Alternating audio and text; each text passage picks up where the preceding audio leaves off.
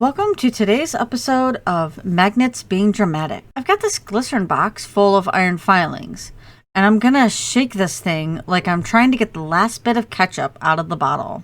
Now watch this. The iron filings start forming these curvy little patterns.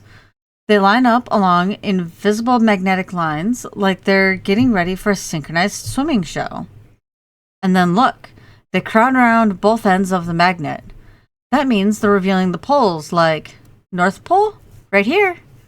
South Pole, over here.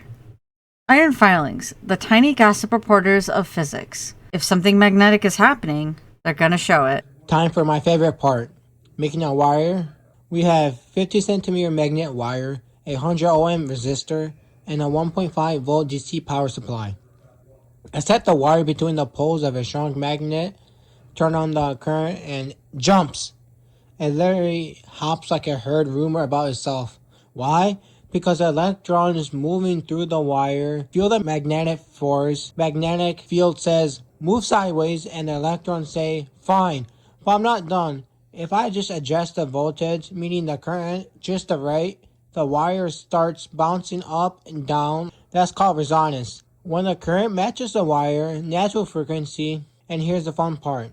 This silly little bouncing wire is basically like a mini version of motors, generators, speakers, and all electric stuff powering modern life. One bouncing wire, the foundation of modern civilization.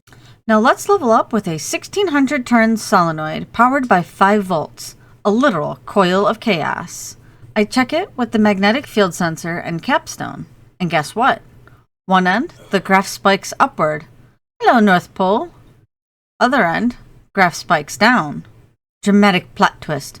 It's the South Pole. So yes, the solenoid is indeed a magnet now. We have given it purpose. But let's add drama.